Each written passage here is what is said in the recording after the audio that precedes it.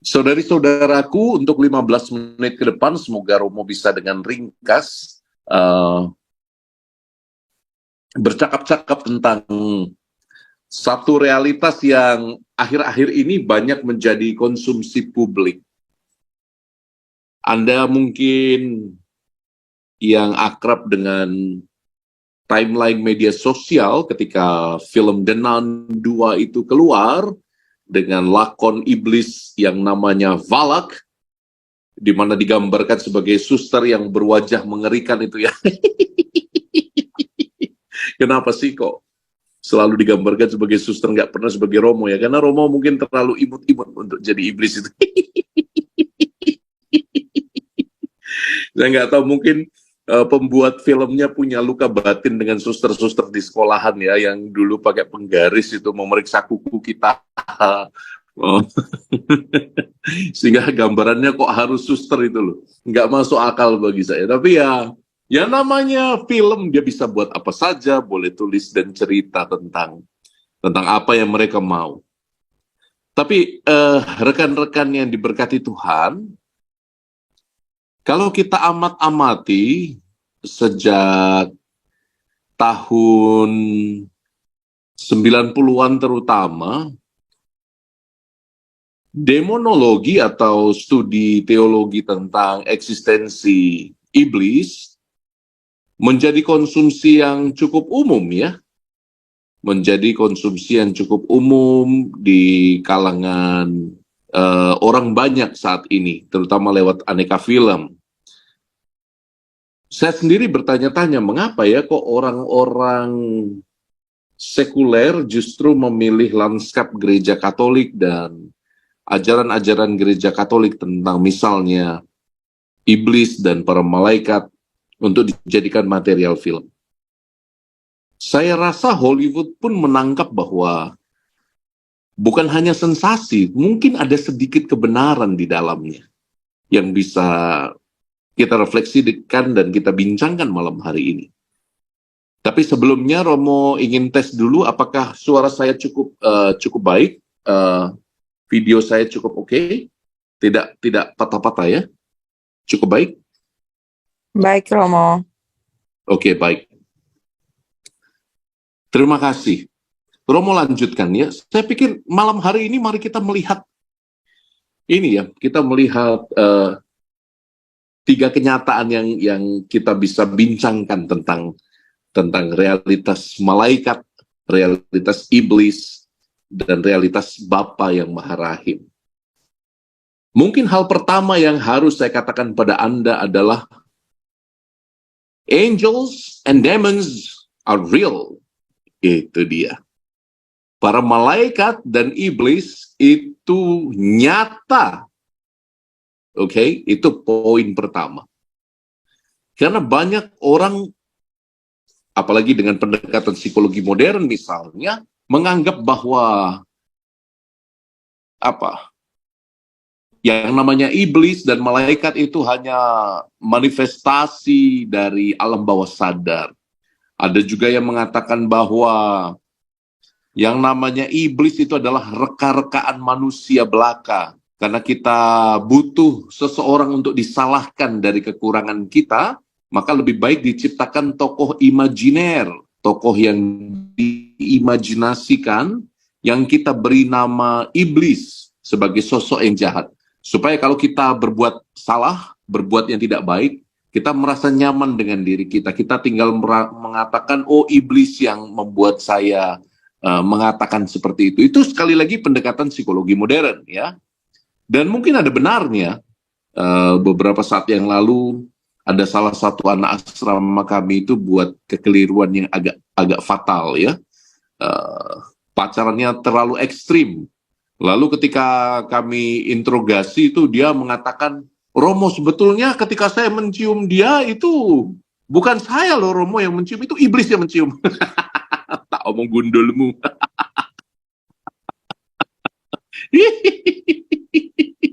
Ya karena bisa jadi iblis ini adalah Iblis ini adalah kambing hitam dari apa yang kita lakukan buruk itu.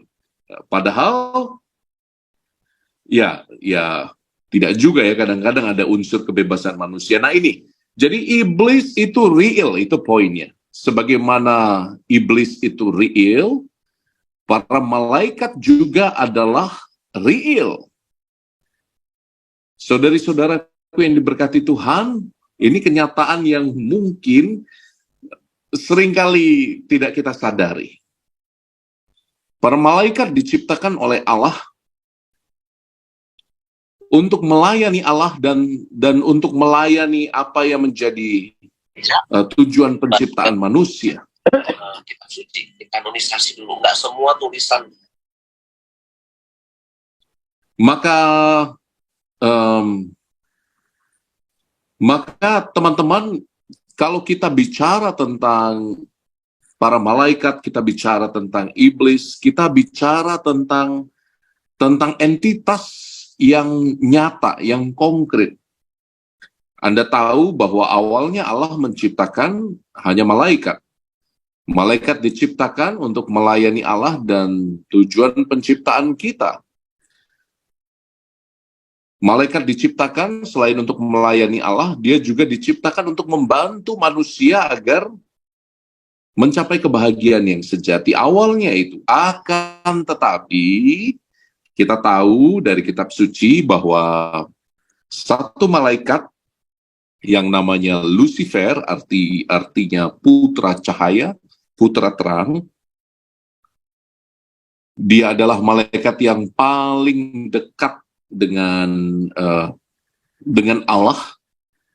Lucifer ini adalah malaikat yang melayani Allah dengan begitu intim, dengan begitu dekat, tetapi dia kalau dalam kitab suci, dia ingin menjadi seperti Allah. Saking dekatnya dia, dan dia tidak mau melayani manusia. Dalam beberapa tradisi Kristiani dikatakan bahwa Lucifer ini iri dengan manusia. Kita ini orang yang diberi kehendak bebas, lalu jatuh dalam dosa, ya toh. Dan malaikat juga tahu bahwa kita itu terpaut juga dengan kemungkinan untuk berdosa, tapi Allah mencintai kita. Allah mencintai kita begitu dahsyat, begitu hebat. Maka dia memilih untuk memberontak. Sepertiga dari pasukan para malaikat itu kemudian memberontak bersama Lucifer, dan dikatakan dalam kitab suci bahwa Mikael, salah satu dari para malaikat agung, memimpin bala tentara surga untuk memerangi Lucifer. Dan kemudian Lucifer dicampakkan ke bumi. Nah, teman-teman, sekali lagi poinnya, selain mengulik sejarah, saya hanya ingin mengatakan bahwa ini adalah entitas yang real. Kalau Anda percaya pada Tuhan, Anda juga sebaiknya percaya pada entitas yang bernama iblis, dan tentu saja entitas yang bernama para malaikat. Oke, jadi itu poin pertama. Poin kedua, menurut saya yang bisa kita renungkan, kalau Anda melihat film-film horor gaya Hollywood, Anda akan melihat bahwa para malaikat yang jatuh, yang dinamakan iblis itu, Lucifer dan rombongannya, mereka walaupun dihempaskan ke bumi, mereka kekuatan malaikatnya tidak dicabut oleh Tuhan. Jadi mereka tetap punya power, dan itu sebabnya mereka adalah makhluk yang katakanlah punya kuasa spiritual lebih, dalam arti mereka bisa punya kuasa yang datang dari kodratnya sebagai malaikat, dan ini memang menjadi nyata dalam beberapa kasus ya.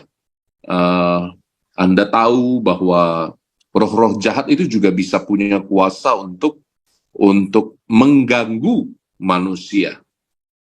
Tapi semua itu terikat pada hukum kodrat yang dijadikan Allah, terikat pada hukum kodrat yang misterinya tidak kita mengerti sepenuhnya.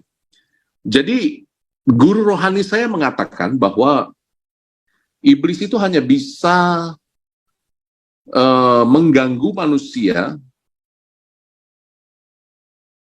bisa menyerang manusia dalam bentuk fisik kalau Allah mengizinkannya. Dan itu benar, karena hanya Allah yang punya kuasa atas segala ciptaan. Jadi kalau Allah mengizinkan iblis menyerang kita secara fisik, dia menyiapkan juga kebaikan yang lebih besar daripada serangan si iblis itu. Nah, ini sebabnya kalau Anda akrab dengan kisah-kisah para kudus, Anda akan menemukan bahwa misalnya orang-orang suci itu seringkali diganggu secara fisik oleh iblis. Tidak kurang-kurang itu Padre Pio itu diganggu oleh iblis. Tiba-tiba iblis menampakkan dirinya dalam rupa yang begitu mengerikan. Lalu tiba-tiba juga misalnya ada begitu banyak kisah tentang Teresia dari Avila, seorang kudus yang lain diganggu berkali-kali oleh iblis. Kita bisa melihat bagaimana mereka menyerang orang-orang kudus dalam bentuk fisik ya. Tidak tanggung-tanggung, kadang ada yang mengganggu tidurnya, muncul secara nyata gitu ya. Dan dalam kasus-kasus tertentu, bahkan ada kasus yang kita sebut sebagai kasus kerasukan, possession, ketika iblis mengambil alih tubuh kita. Dalam kasus possession yang kemudian dijadikan banyak bahan film, kita bisa melihat bahwa ternyata iblis pun tidak dicabut kuasanya, ya kan? Oleh Allah. Saya tidak tahu mengapa Allah tidak mencabut kuasanya. Saya pikir karena kodrat sebagai makhluk spiritualnya, kalau dicabut kuasanya, maka kodrat dia sebagai makhluk spiritual juga mungkin akan berubah. Dan Allah tidak mungkin mengubah itu dalam arti Allah begitu dia hanya bisa mengasihi. Gitu. Jadi itu sebabnya kadang-kadang ada kasus kerasukan, ada kasus gangguan, dan itu nyata terjadi. Suatu kali, mungkin saya pernah ceritakan, suatu kali saya melayani di sebuah paroki di pedalaman Sumatera. Saya sedang menuju ke satu stasi yang sama sekali baru, saya belum pernah pergi ke stasi itu, saya mau minta kopi, karena itu siang hari dan saya sangat mengantuk. Saya kurang lebih tahu ancar-ancar di mana rumah umat kita. Lalu ketika sudah masuk ke dalam jalan di mana mendekati rumah yang saya tuju, tiba-tiba ada seorang pria dengan hanya menggunakan celana dalam itu. Dia datang menghentikan motor saya sambil tersenyum sinis itu ya. Waduh, saya pikir waduh ini orang dengan gangguan jiwa ini. Saya sama sekali tidak menduga bahwa dia akan mendekati motor saya, lalu dia menatap saya dengan sinis, tersenyum mengejek, lalu bertanya dengan suara mengerikan itu ya. Kau mau apa, pastor? Kau mau mengusir saya ya? Bukan saya yang akan kamu sakiti. Aduh, sejak saat itu saya merinding gitu. Saya cuma cari kopi, ketemunya malah kasus aneh seperti ini. Saya pikir dia orang dengan gangguan jiwa, tapi saya pikir kok dia bisa tahu saya pastor. Jadi singkat kata saya tidak pedulikan dia, saya tetap pergi ke rumah yang saya tuju. Rupanya pemilik rumah ini adalah kakak perempuan dari saudara yang tadi mencegat saya di jalan hanya dengan menggunakan celana dalam itu. Dan rupanya kakak perempuannya ini mengaku bahwa adiknya ini dibuat gila karena kasus tanah. Ada perebutan tanah dan salah satu lawannya menggunakan kekuatan jahat untuk membuat adiknya ini hilang ingatan. Dan seperti orang yang kesurupan. Tiap kali mereka mau doa malam, nanti rambut si kakak perempuannya itu nanti akan berdiri itu ya, dijambak oleh sesuatu yang tidak kelihatan. Dan itu hanya bisa pergi kalau mereka sudah buat tanda salib. Nanti rambutnya jatuh lagi gitu. Itu berulang bermalam-malam. Kakaknya pun takut, tapi tidak berani memanggil pastor karena mungkin merasa malu ya. Seperti jalan Tuhan untuk menguji saya imam baru, masih muda, tiba-tiba berhadapan dengan kasus seperti ini. Terus terang di Fakultas Teologi kami tidak mempelajari ini, demonologi atau angelologi. Tapi ya saya buat apa yang saya bisa, yaitu saya ambil air suci, kemudian memakai stola. Lalu orang ini, begitu saya memakai stola, orang ini lari pulang ke rumah. Jangan usir saya, jangan usir saya. Waduh, apa ini? Saya takut-takut tapi setengah nekat juga ya. Saya melakukan beberapa tes, lalu saya tempelkan stola itu, dia bilang, saya tahu ini lambang dia. Dia siapa, saya tanya. Dia, siapa dia itu? Dia. Dia tidak berani menyebut nama Tuhan Yesus. Jadi, unik sekali. Lalu dia dengan begitu marah, dia berkata-kata setengah meracau. 2000 tahun yang lalu, dia telah menutup pintuku. Kini akan aku buka pintu baru. Sudah kubuka mulai dari Amsterdam, katanya. Seperti itu, saya nggak tahu maksudnya apa. Sampai hari ini saya nggak tahu. Apakah mungkin karena Amsterdam itu kota pertama yang melegalisasi perkawinan sejenis, atau kota Eropa yang terkenal karena banyak hal yang, saya nggak tahu apa-apa yang terjadi di situ. Tapi yang jelas, ini orang muda ini sedang tidak menjadi dirinya. Dan dia begitu takut dengan benda-benda rohani. Lalu ketika saya berkati, dia terhempas tiba-tiba. Ketika diriciki air suci, dia ngamuk luar biasa sampai beberapa orang harus pegang dia untuk menenangkan. Tenaganya begitu hebat. Lalu di tiap sudut rumah ada kembang, ada rokok, diberikan untuk sahabat-sahabatnya katanya. Kami ada banyak gitu. Ya, langsung saya teringat dong otomatis dengan kisah Tuhan Yesus yang mengusir para legion itu ya. Saya hanya berdoa dalam hati, Tuhan, kasihanilah anakmu ini. Dan benar, ketika selesai doa, kita berkati rumahnya, kita berkati semuanya. Oh ya, ketika saya masuk ke kamarnya, itu baunya luar biasa ya. Bau sekali. Kakaknya itu bersaksi bahwa walaupun tiap hari kamar itu dipel, tidak pernah digunakan, karena adiknya sudah seperti orang yang dengan gangguan jiwa itu, dia tidak pernah pulang tidur di dalam kamar, dia tidurnya di hutan-hutan, di hutan sawit, di hutan sebelah desa, jadi dia tidak pernah tidur di dalam. Tapi kamar itu bau sekali. Sudah dipel, dibersihkan, tetap bau. Saya tidak tahan cium baunya. Tapi begitu diberkati, bau itu hilang. Dan ada begitu banyak perubahan yang cukup signifikan dalam diri adik ini. Untuk sesaat dia bisa bicara. Dan ya, saya tidak tahu ya apa itu, tapi dalam keyakinan batin saya, ini salah satu tanda otentik dari orang yang memang mengalami pertempuran rohani. Apa yang mau katakan, ini mengafirmasi poin kedua saya, bahwa iblis itu diberi kuasa. Kekuatan dia sebagai malaikat itu tidak dihilangkan dengan kejatuhannya ke bumi.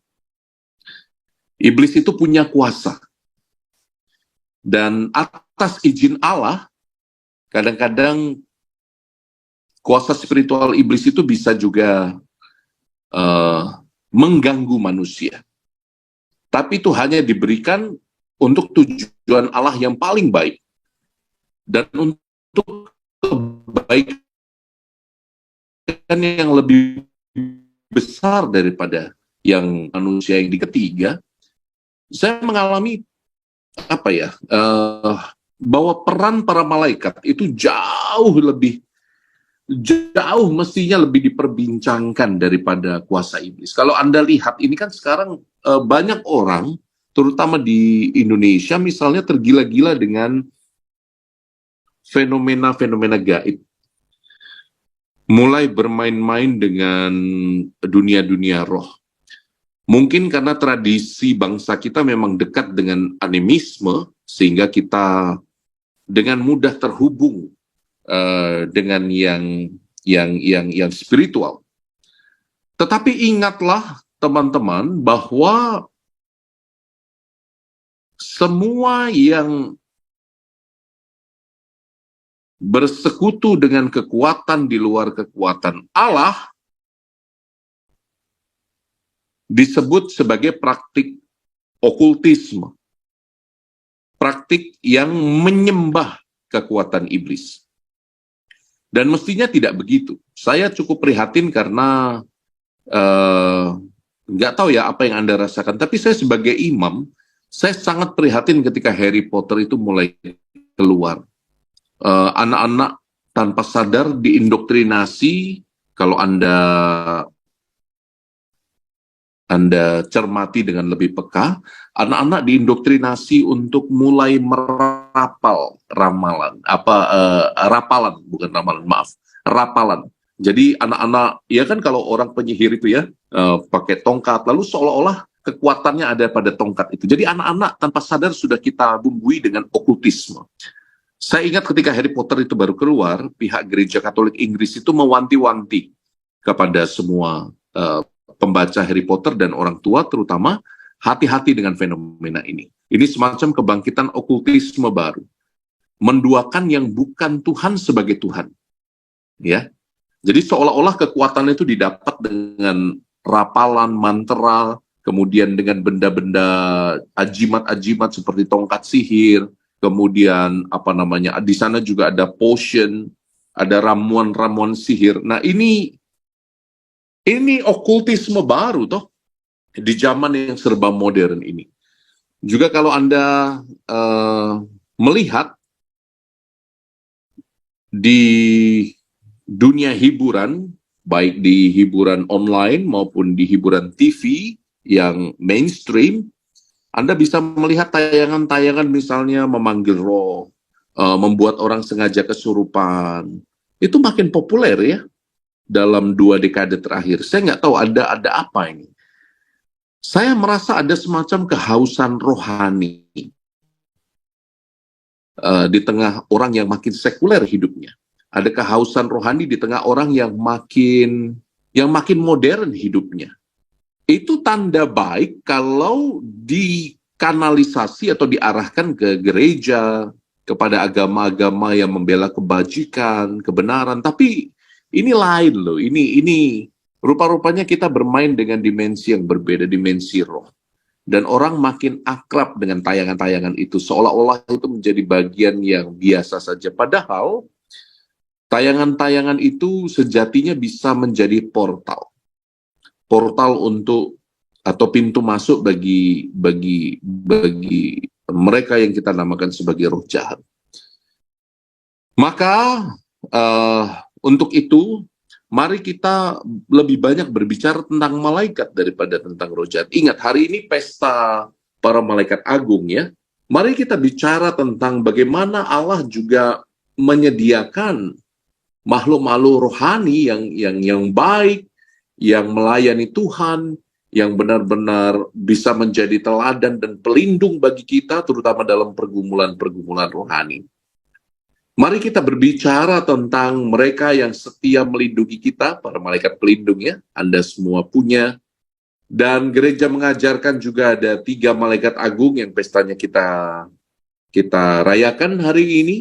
Satu Mikael, pemimpin bala tentara surga, kemudian juga Gabriel Gabriel, malaikat agung Gabriel yang menjadi pewarta kabar sukacita, dan Rafael yang menjadi penyembuh.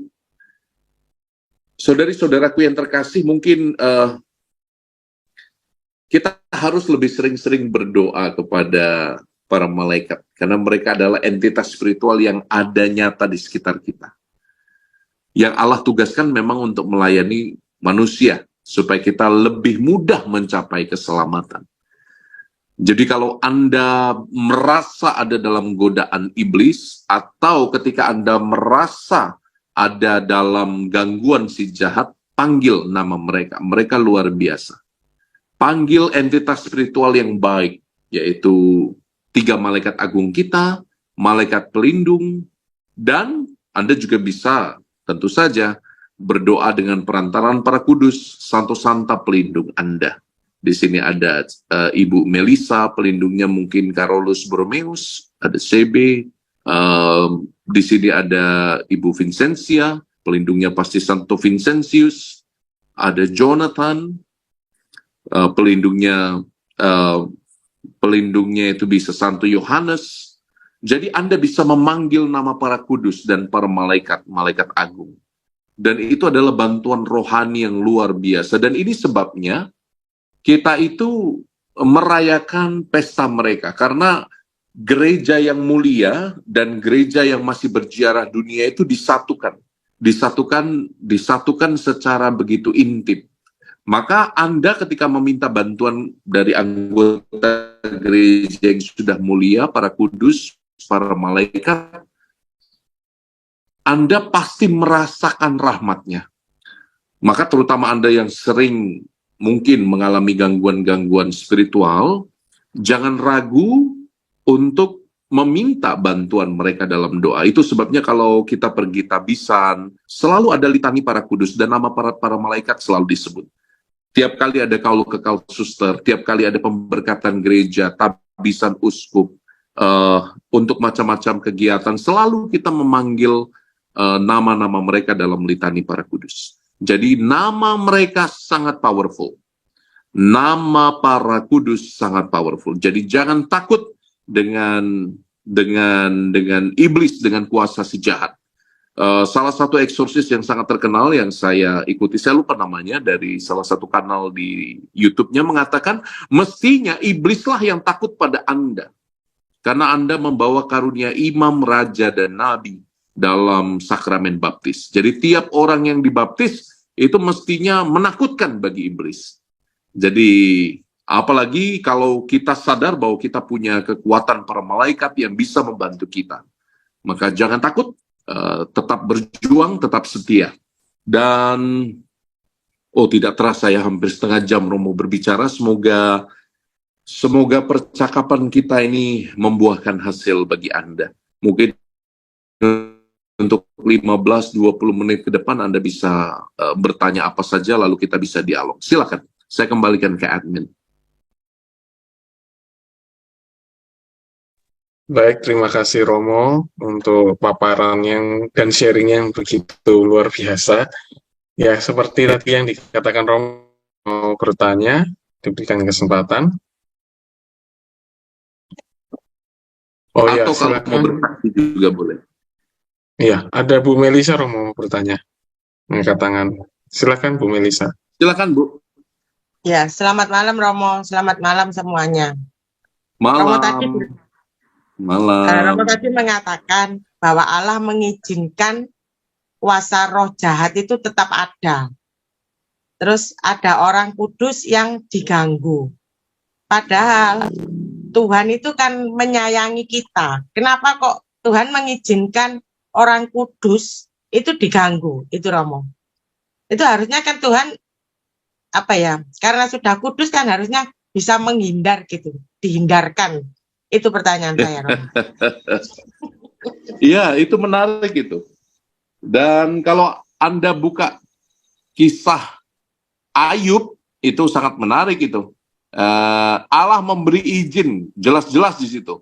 Allah memberi izin kepada si jahat untuk menggoda Ayub agar mengkhianati Allah. Lalu Allah bilang, silahkan kalau kamu mau mencobai dia, tapi satu syaratnya jangan cabut nyawanya, gitu kan. Jadi memang dalam kasus tertentu Allah memberi izin kepada si jahat untuk menggoda kita, supaya kita belajar sesuatu yang lebih dalam tentang kebijaksanaan Allah. Supaya kita dalam pengalaman digoda oleh iblis, diganggu oleh kekuatan jahat, kita belajar bahwa di atas semua godaan itu masih ada kuasa Allah yang mencintai kita dengan luar biasa. Dan itu rata-rata orang yang mengalami pelepasan-pelepasan itu mengalami itu loh, Bu. Jadi beberapa kali Romo melayani, saya nggak tahu ya, Tuhan itu memang luar biasa. Saya bersaksi ketika suatu malam dalam persekutuan doa itu ada orang yang ketika doa itu kepanasan ya, menggeliat. Saya pikir dia sakit. Lalu baru saya mau doakan dia, tiba-tiba lontang itu ya, benda-benda ajimatnya dalam bentuk batangan besi, kemudian dalam bentuk tali-talian, tali pocong, tali apalah ilmu-ilmunya itu keluar dari badannya di depan mata saya. Lalu dia berteriak, Tuhan Yesus terima kasih, ada rasa syukur yang begitu besar. Jadi rata-rata ketika orang mengalami godaan atau mengalami gangguan si jahat, lalu mengalami pelepasan dan mengalami pembebasan daripada itu, dia akan menjadi semakin dekat dengan Allah. Dan ini realitas yang menarik ini.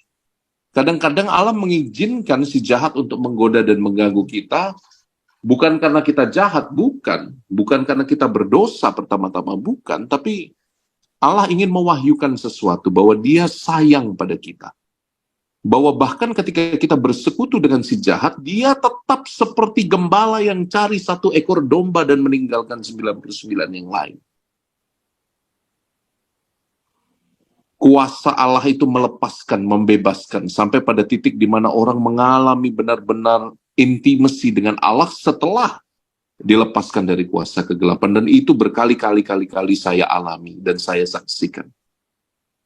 Dalam retret salah satu retret di Tumpang yang lalu yang saya pimpin untuk 800 jiwa, begitu sakramen Maha Kudus itu diletakkan, ditahtakan, baru sakramen Maha Kudus itu masuk. Anda tahu ya, pertapaan Karmel di Tumpang itu ya, baru sakramen Maha Kudus itu saya tahtakan masuk ke dalam. Beberapa yang pernah bersekutu dengan si jahat itu langsung pingsan. Tidak tahan. Tapi setelahnya mereka merasakan kelegaan yang luar biasa, apalagi setelah dilengkapi dengan sakramen pengampunan dosa. Jadi ini poinnya. Bagi saya, kadang-kadang Allah punya rencana yang tidak kita mengerti. Orang bisa diganggu, bahkan mereka yang suci seringkali diganggu supaya imannya menjadi matang dan dewasa. Karena tiap kali kita mengenal realitas si jahat, kita pelan-pelan mengenal juga realitas Allah yang maha baik. Lewat para malaikat juga tentu saja. Begitu Ibu Melisa, apakah menjawab? Ya Romo, ya. Berarti itu kalau orang yang mempunyai jimat-jimat itu Romo, itu didoakan gitu kadang bisa keluar ya Romo ya? Iya, terutama bisa keluar apalagi kalau yang bersangkutan sendiri sadar bahwa dia menduakan Tuhan, itu cepat sekali keluar. Karena dia tidak memberi persetujuan pada roh jahat. Masalahnya, sekarang ini orang yang mencari jimat itu, mencari pesugihan, buat perjanjian A, B, dan C, itu kan seperti orang yang menyerahkan jiwanya pada si jahat. Ini loh aku serahkan diriku padamu gitu ya. Lalu berilah aku emas batangan sebagai imbalannya. Nah itu sulit sekali itu. Kalau yang bersangkutan itu tidak dengan kesadaran matang penuh mau kembali pada Tuhan, itu sulit sekali. Sulit sekali. Tapi bisa, bukannya tidak bisa. Cuma butuh proses berkali-kali. Begitu Bu Melisa? Iya Romo, terima kasih. Baik Romo, ada yang ingin bertanya lagi? Bu Uli mengangkat tangan Romo. Silakan nih Bu Uli. Silakan. Selamat malam Romo, selamat malam. Malam. Malam Bu Uli. Ya, malam Romo. Tadi Romo menyebutkan tentang kitab Ayub, dan saya memang sangat-sangat mengimani apa yang tadi Romo sebutkan di Ayub itu, bahwa Tuhan mengizinkan si iblis ini untuk mencobai Ayub. Nah, kebetulan baru beberapa hari yang lalu adik ipar saya datang ke Jakarta, kemudian kita bercerita tentang iman, karena saat ini dia aktif di pelayanan. Lalu dia mengatakan pada saya bahwa dia mulai ragu-ragu melanjutkan pelayanannya ini. Dia takut, dia bilang dia takut banget kalau melayani Tuhan itu pasti serangan iblis itu lebih. Nah, dia mengatakan itu. Saya tanya, loh kok kenapa harus takut? Kan kita punya Tuhan, saya bilang gitu. Kamu melayani Tuhan, kok kamu takut malahan, saya bilang gitu. Jadi dia malah membalik pada saya, karena saya mengingat kamu karena dia adik ipar saya, ya panggil saya So. Saya ingat kamu jadi saya takut mengalami apa yang kamu alami. Saya bilang, kenapa kamu harus seperti itu? Saya bilang gitu. Saya sampai sekarang ini nggak menyesali bahwa saya dulu pernah aktif dalam pelayanan, saya bilang gitu. Tapi saya nggak sanggup. Saya nggak sanggup kalau saya ngalamin kayak kamu. Kayaknya banyak banget yang kamu alamin itu menakutkan, dia gitu. Menakutkan, dia bilang gitu kan. Sedangkan saya kan masih muda, saya punya anak. Saya nggak mau kalau saya melayani, kemudian anak dan keluarga saya jadi korban. Terus saya bercerita pada dia, saya bilang,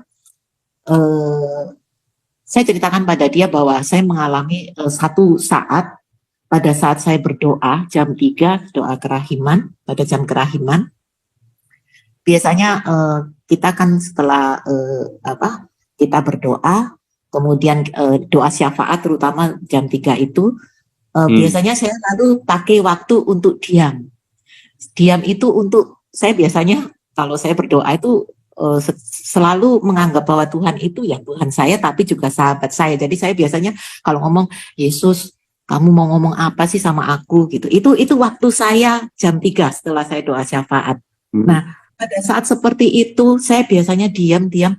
Satu saat dulu terjadinya Romo, itu saya mengalami seperti melihat film itu, slide itu jalan gitu. Saya nggak tahu pada saat itu saya merem atau saya melek, saya nggak tahu gitu, saya nggak tahu. Tapi saat itu seperti slide gitu, film itu kejadian yang belum terjadi, tapi saya di film itu ada, itu belum terjadi. Jadi saya seperti melihat bagaimana yang akan saya alami, bagaimana saya akan dikata-katain, bagaimana saya akan dibenci, itu saya lihat gitu. Kemudian seperti di dalam ini ada yang bertanya, mau diterusin gitu. Maksudnya mau diterusin nih, kamu mau ngelayanin gitu, itu yang dimaksud. Tapi saya tidak menjawab itu, saya hanya bilang, loh, saya ada di ini nih, yang maksudnya di film itu gitu, seperti film, saya anggap itu film. Saya ada di situ, tapi saya belum ngalamin. Apa saya ada? Berarti saya kuat dong. Saya cuma bilang begitu, saya jawabnya begitu. Berarti saya kuat dong, kayak gitu. Jadi waktu itu saya tidak memberikan jawaban apa-apa, tapi di situ saya seperti merasa bahwa kalau itu nanti terjadi, berarti Tuhan itu izinkan gitu. Tuhan kalau izin berarti dia kan nemenin saya, nggak mungkin dia tinggalin saya. Karena itu terjadi kok, dia biarin kok. Itu bahasa saya waktu itu gitu. Jadi saya katakan adik ipar saya, nggak setiap orang itu mengalami hal-hal kayak gitu karena dia melayani Tuhan pasti diserang dengan cara yang seperti itu, cara yang sama.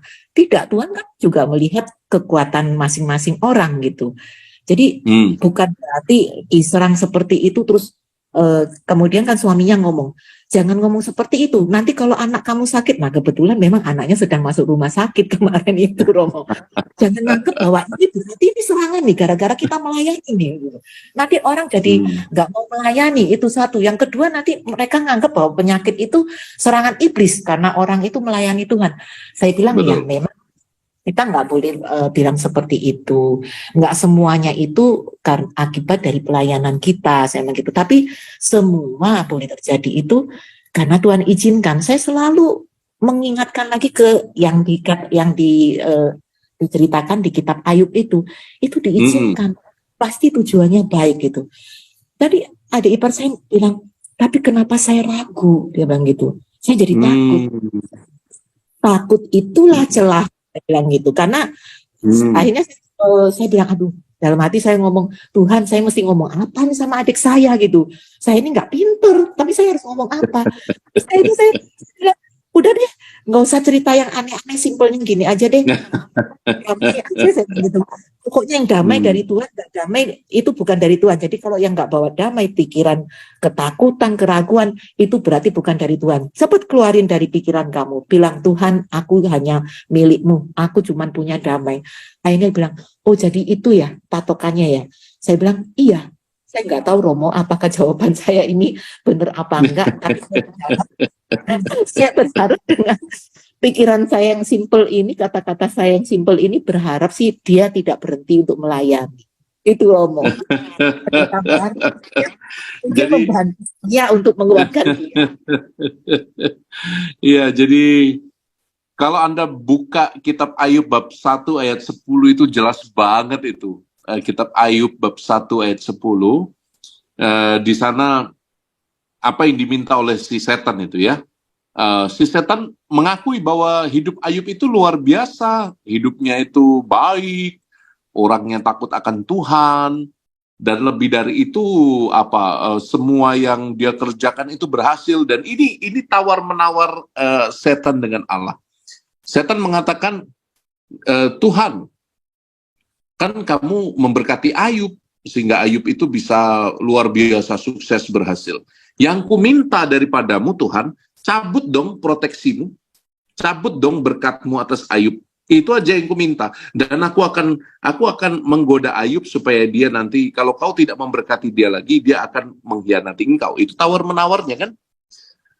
Jadi dalam hal ini, setan itu tanda petik minta izin pada Allah. Dan selalu begitu ya. Allah mengatakan, hambaku Ayub itu tidak akan mengkhianatiku gitu kan. dan Allah percaya pada Ayub. Dan kadang-kadang masalahnya dengan beberapa orang seperti adikmu itu, kadang-kadang Allah itu lebih percaya pada kita daripada kita percaya pada Allah itu. Jadi kalau kita itu dicobai, kalau kita itu digoda, kalau kita itu jatuh, kalau kita itu menderita bahkan, apa coba yang kita teriakkan? Kita seringkali menyalahkan Tuhan, toh.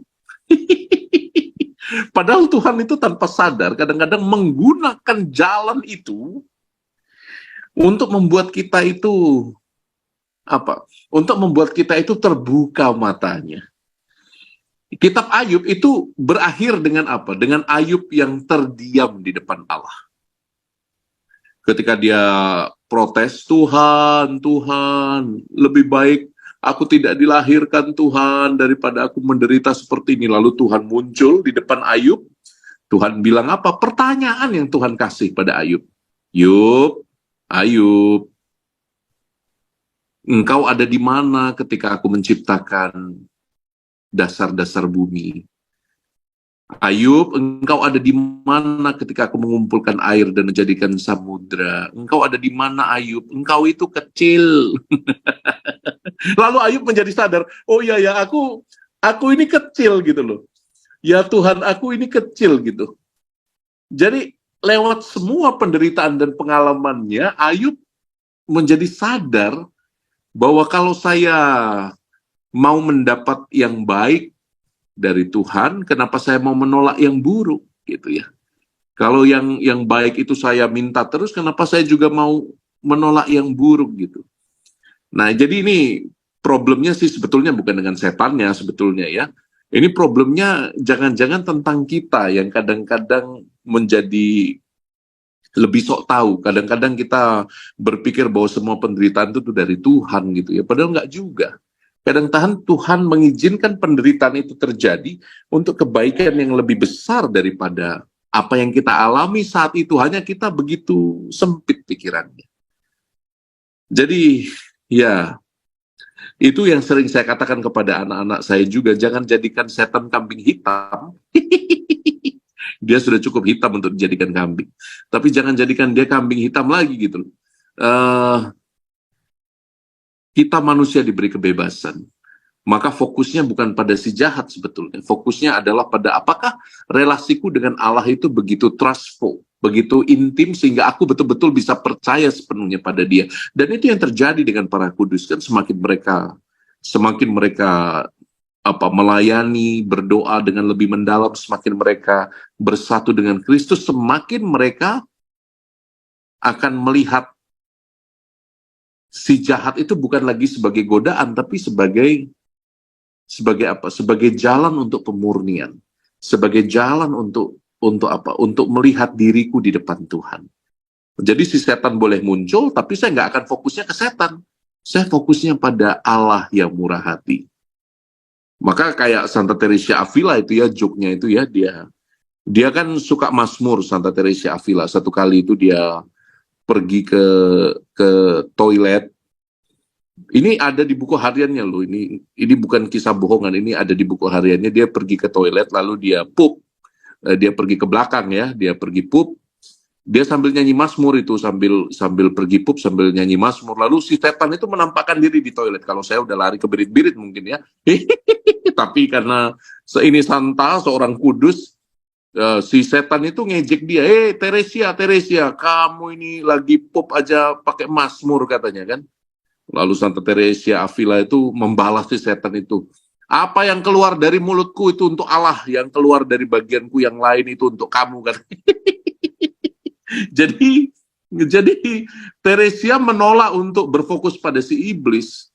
Jadi pengalaman-pengalaman yang tidak baik-baik saja, terutama pengalaman keterikatan dengan kuasa jahat, itu bisa menjadi sarana untuk makin intim dengan Allah. Dan berkali-kali saya menyaksikan itu. Berkali-kali. Orang yang diganggu, orang yang karena persaingan bisnis. Romo pernah memberkati itu, Bu, kos-kosan. Jadi ketika memberkati kos-kosan, saya sudah merasa tidak enak sebetulnya. Begitu selesai merecikan air suci, direcikkan begitu ya, tiba-tiba 3 bungkusan putih itu keluar sendiri gitu, kayak ada pernya gitu, keluar dari dalam tanah itu, pluk gitu. Ini apa gitu kan? Orang yang punya kos-kosan itu pucat setengah mati. Romo, terima kasih. Romo, terima kasih. Udah diberkati. Saya sekarang percaya Yesus. Saya percaya. Iya, baiklah Bu. Saya bilang amin. Ibu ikut Yesus aja ya, Ibu ya. Jadi dia semakin percaya dengan melihat sendiri bahwa memang di luar kulit, tulang dan daging dengan banyak minyak ini yang kita punya, itu ada realitas lain di luar kedagingan kita. Ada realitas yang namanya realitas spiritual. Saya harap menjawab pertanyaan Anda ini yang saya sampaikan. Terima kasih. Terima kasih sharingnya Ibu Uli. Baik Romo, 15 menit terakhir ada yang bertanya dari chat 2 orang Romo. Yang pertama saya bantu tanyakan Romo karena jadi tulis dengan jelas. Ibu Tristianti menanyakan kalau kita kan di iman Katolik percaya bahwa setiap orang memiliki malaikat pelindung. Ya. Namun apakah malaikat pelindung tetap menjaga kita jika kita lupa meminta penjagaan? Nah, bagaimana kita bisa melatih untuk lebih dekat atau peka dengan keberadaan malaikat pelindung kita itu, Romo? Oke. Yang kedua? Yang kedua, mungkin Ibu Puspa mau bertanya langsung, Romo. Jadi, Romo, ya, silakan. Silakan Ibu Puspa. Selamat malam, Romo Joni. Malam, Bu Puspa. Saya dari PDKK Kota Baru, Jogja. Oh, salam untuk Kota Baru, ya. Ibu Puspa yang baik. Iya, begini, selain saya juga ikut melayani di PDKK Kota Baru, kebetulan saya kan juga bekerja seni, Romo. Nah, sebagai pelayan Tuhan, apakah saya juga boleh nih, Romo, kalau diminta ikut syuting untuk film horor, Romo? Itu saja, Romo. Terima kasih. Oke, baik, terima kasih. Saya mulai jawab dari yang kedua ya. Apakah boleh sebagai pekerja seni saya ikut mendukung film-film horor itu ya? Saya akan menjawabnya dengan membuat Anda sadar intensi Anda bekerja itu apa. Saya pikir intensi bekerja kalau itu hanya aktualisasi diri atau kalau Anda ingin dari awal Anda ingin menyebarkan okultisme, mungkin itu ngeri ya motivasinya ya. Tapi kalau Anda bekerja itu untuk apa? Untuk bisa menyejahterakan keluarga, membuat keluarga merasakan kasih sayang Allah. Saya pikir itu dulu yang disadari. Jadi saya bekerja untuk apa? Pertanyaan yang pertama. Yang kedua, kalau saya diminta untuk membuat film horor, apakah film horor itu proporsional? Artinya apakah dalam pembuatan film itu ada perangkat-perangkat yang mengundang roh jahat atau seperti memanggil dukun-dukun untuk tanda petik melindungi area syuting atau yang lain-lain. Sebaiknya kalau itu terjadi, Anda sebagai orang Katolik menghindari hal itu sebaiknya. Akan tetapi kalau itu tidak bisa dihindari, Anda harus bersikap tegas minimal, memberikan pandangan. Karena kan yang paling penting tanggung jawab Anda yang sudah tahu kan tentang ajaran gereja. Anda bisa memberi pandangan kepada orang-orang di sekitar Anda bahwa dalam iman Kristiani kita tidak mempercayai yang bukan Allah itu sebagai Allah, gitu ya. Nah, mungkin Anda bisa menangkap maksud Romo ini, Bu, dari dua ini. Jadi yang pertama lihat motivasinya, yang kedua tentu saja pertanyaan tentang proporsionalitas, apakah juga proporsional, apakah ini ekspresi seni yang murni seni, kan ada yang seni peran saja toh, tanpa harus melibatkan kekuatan-kekuatan kegelapan gitu ya. Dan yang ketiga paling penting sebetulnya Anda bisa menyucikan tempat syuting Anda, apapun ceritanya itu ya. Anda bisa menyucikan tempat bekerja Anda dengan doa Anda, dengan sakramentali, dengan air suci, dengan kalung salib, dengan benda-benda rohani yang Anda punya, dengan doa-doa Anda. Jadi saya pikir setidaknya Anda tidak terkena efek dari proses yang mungkin tidak berjalan sesuai dengan kehendak Allah. Setidaknya Anda memakai doa-doa Anda sebagai tanda iman bahwa bahkan di tengah pembuatan film horor pun aku tetap percaya pada Allah yang sayang padaku. Apakah bisa ditangkap Ibu 3 poin ini? Siap, Romo, jelas sekali. Terima kasih untuk pencerahannya. Oke, selamat berhoror ria yo. Terima kasih, Romo. Tuhan memberkati. Ya, Tuhan memberkati. Lalu pertanyaan tentang malaikat pelindung ya. Malaikat pelindung ini adalah tradisi gereja yang sudah sangat-sangat tua. Bahkan sejak dalam perjanjian lama ya, Santo Hieronymus itu pernah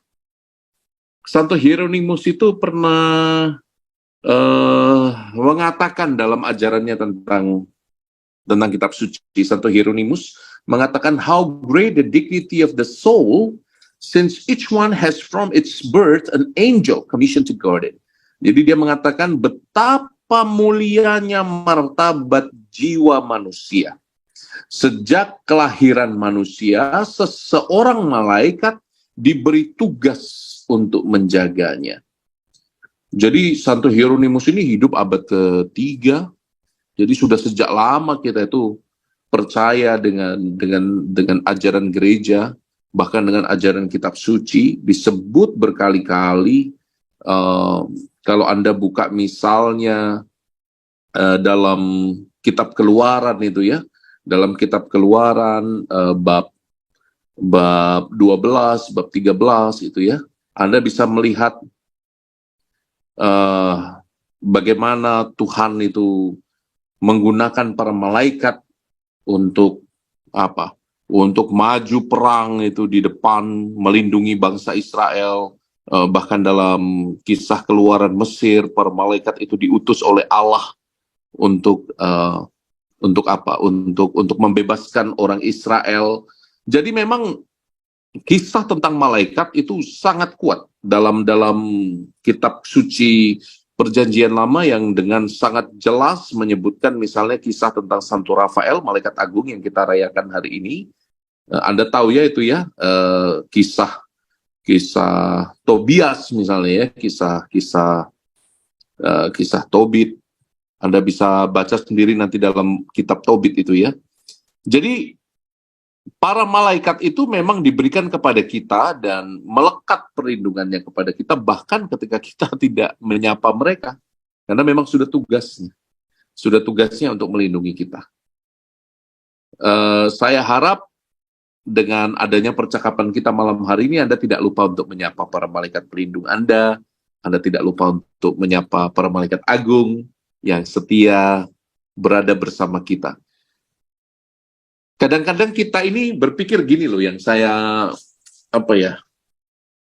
kita tuh berpikirnya itu sangat materialistik gitu loh, sangat daging gitu loh. Jadi kalau ada satu orang ini, maka ada satu malaikat yang rupanya juga mirip dengan kita bentuknya.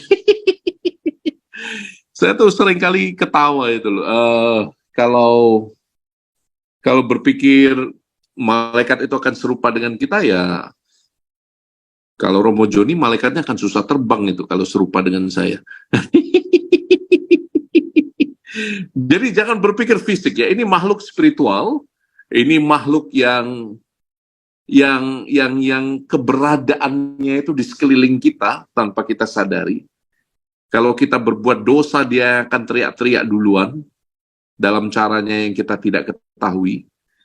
Dan kalau Anda sedikit lebih peka dengan kehadiran para malaikat pelindung, Anda bisa merasakannya ketika Anda berdoa.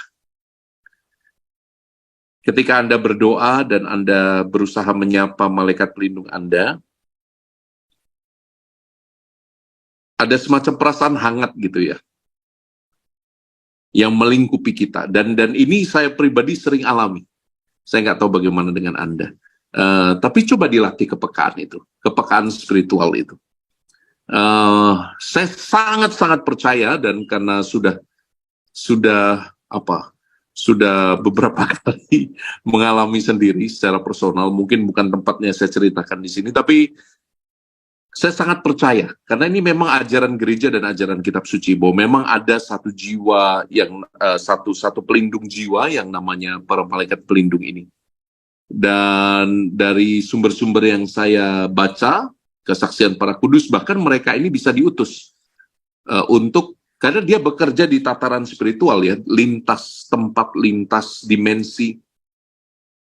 Kalau saya merasa khawatir misalnya dengan ibu saya yang sedang sakit, saya akan berdoa pada Allah, ya Tuhan, aku mohon dengan rendah hati dalam nama Yesus Putramu, semoga Engkau mengutus malaikat pelindungku untuk menjaga mamaku. Lalu, nggak tahu deh, ada 1-2 tanda petik mujizat yang akan terjadi itu biasanya. Anda bisa loh buat itu. Apalagi oleh orang-orang yang secara darah terikat dengan Anda. Contoh anak, orang tua, kakak adik. Ya, kalau Anda merasa tidak nyaman, Anda berdoa. Tuhan Yesus, dalam kuasa kasih sayang-Mu, izinkanlah malaikat pelindungku saat ini untuk pergi menjumpai anakku, namanya ini, tolong jaga dia. Wow, itu kuasanya luar biasa. Anda akan rasakan itu. Kok saya bisa cerita ini ya? Mungkin ini pesan terakhir ini sebelum Zoom ini berakhir. Anda bisa meminta bantuan para malaikat pelindung untuk apapun juga, kecuali untuk ngantarkan Anda malam-malam makanan ketika lapar mungkin ya. Ada kesaksian selama COVID itu, selama COVID kemarin, ada orang yang begitu rindu untuk menerima tubuh Kristus. Lalu berdoa pada malaikat pelindungnya. Malaikat pelindungku, aku rindu sekali menerima tubuh Yesus sudah setahun ini. Ya tidak lama kemudian, nggak tahu ya, ada kesempatan untuk merayakan Ekaristi dengan imam gitu ya. Tiba-tiba tanpa di-planning gitu, dan dia menangis seolah-olah doanya dijawab. Dan saya mau katakan bahwa malaikat pelindung ini benar-benar hadir sebagai pelayan kita. Maka please, hormati dia, bercakap-cakap dengan dia, dan mohonkan doanya. Dan bahkan Anda, kalau sudah memiliki kepekaan tertentu, kepekaan spiritual, Anda bisa meminta bantuan untuk melindungi orang-orang yang Anda sayangi dalam keadaan istimewa.